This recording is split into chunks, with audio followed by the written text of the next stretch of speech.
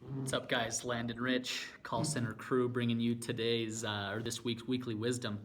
Today I want to talk to you about what we term as in the box, being in the box as a call center supervisor. And again, this can be applicable to being in the box as a call center agent, in the box as a call center director, executive, whatever it may be. Whoever's running the calling floor or operating on a call center floor.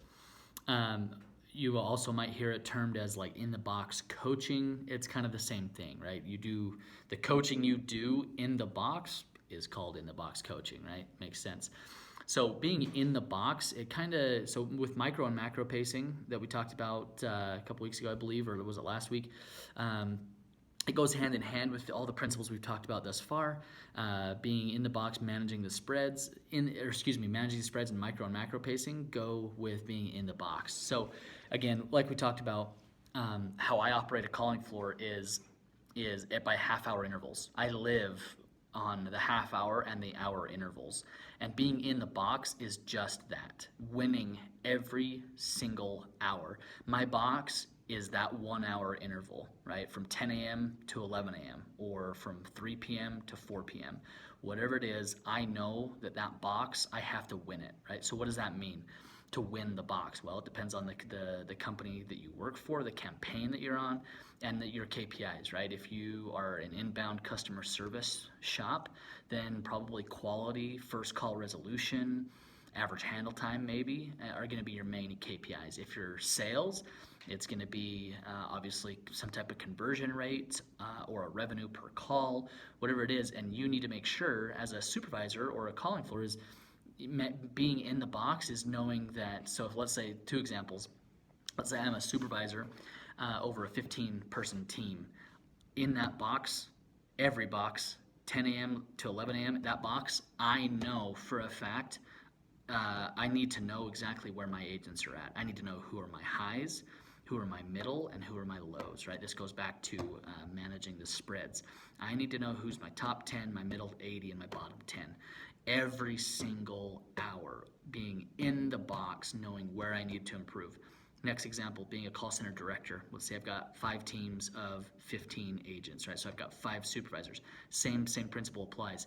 If I'm a call floor director and I have 5 supervisors that have an individual team underneath them, I know I, as a director, need to know every single hour for my campaign, my KPIs, where those five coaches fall. Who's my top? Who's my middle 3, and who's my bottom 1. And then every hour being in the box, need to have plans and goals on how to move those people, those supervisors, those teams up, right? A conversation that might be familiar is, me being a calling floor director, I go to one of my supervisors saying, hey, you're in the middle right now, and they'll know what this means, right? You're in the middle of the pack because, they'll know what this means because the principles are being rolled down. You're in the middle of the pack right now. You're sitting at 80% to goal. Let's get you this next hour up to in that top 10%, right? That top tier. Let's move the spreads up. What do you need to do? Walk me through your spreads of your team, of what are you seeing on the calls? What are you seeing with the agents? And then the conversation will then flip, and the supervisor will say, I've got my 15 people here. So and so XYZ are in the top. So are in the middle, and oh, by the way, Landon and whoever are in the bottom, right? They need to, and so what are their plans? This next hour, I'm going to do an in-the-box coaching with Landon. I'm going to do a side-by-side coaching with so-and-so. And that needs to happen. Those types of conversations, they're short, 2 to 3 minutes at the top of the hour, but they have to happen every single hour, every single in-the-box hour. That's being in the box, right? And that's how we manage it. And it may seem overkill, but those of you listening, those of you who have worked on calling floors before, it gets so hectic. And no matter, the day is very, very long, but the day goes by so fast. And if you don't have these small checks and balances in place, you'll end your shift and you'll be like, holy cow, I was way off goal. I was nowhere close. So being in the box every single hour with your team, with your calling floor, whatever it is, having those small 2 to 3 minute conversations with again, if you're a director, to your supervisor. If you're a supervisor, down to the majority of your team, right? And knowing your spreads on where they're at. So again, be in the box, manage those spreads, using the macro and micro pacing. Check back these. I'll link the videos to this one.